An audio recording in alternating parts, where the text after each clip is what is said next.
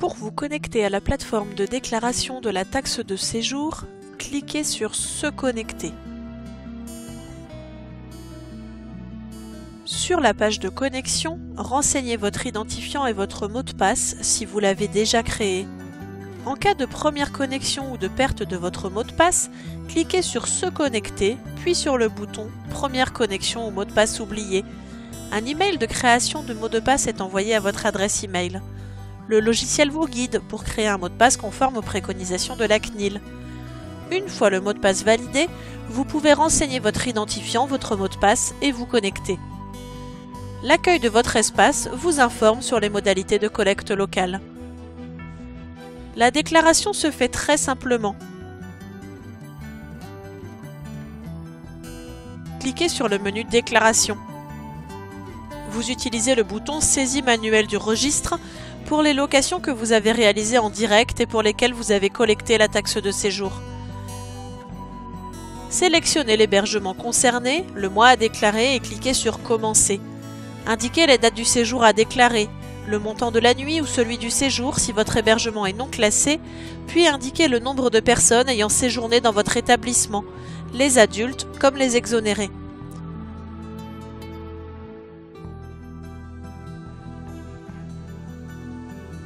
Vous pouvez renseigner plusieurs séjours à la suite.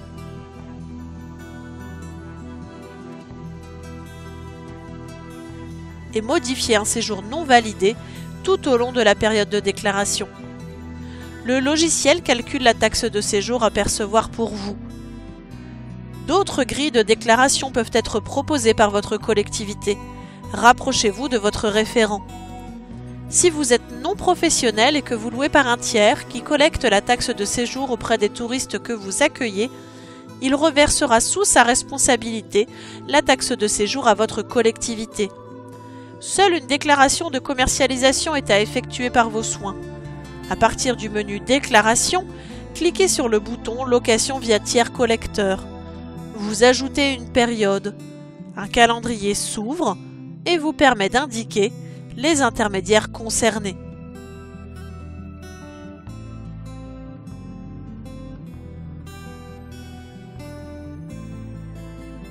Enfin, en cas de non-location sur une grande période, utilisez le bouton « Je n'ai pas loué ».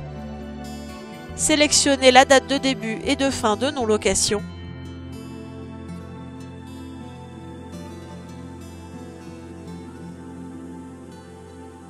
Et cliquez sur « Enregistrer ».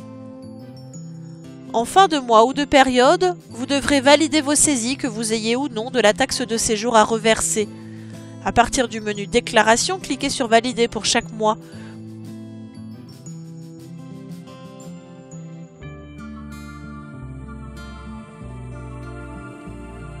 Ou cochez l'ensemble des mois pour une validation globale. Une fois vos déclarations validées, la modification n'est plus possible. Vous retrouverez l'historique de vos déclarations dans le menu Déclaration et dans l'onglet Déclaration validée. Dès validation d'une période, vous pourrez reverser la taxe de séjour que vous avez collectée. Le bouton CB vous permet de reverser par carte bleue ou prélèvement unique en toute sécurité.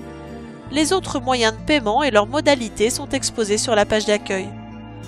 Des documents et informations sont mis à votre disposition par votre référent taxe de séjour sur les pages d'accueil, documents et foire aux questions. Vous pourrez imprimer de nombreux documents récapitulatifs et vos reçus de paiement.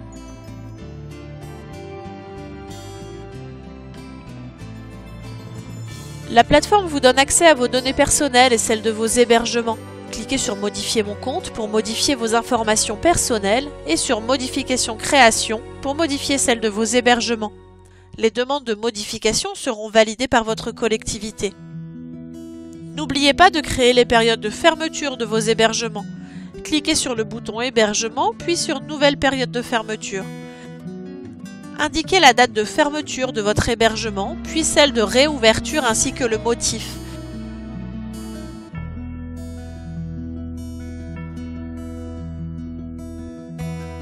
Et cliquez sur « Sauvegarder ». En cas de besoin, vous pouvez joindre le responsable de la taxe de séjour de votre collectivité grâce au formulaire de contact. Maintenant, à vous de jouer et télédéclarer.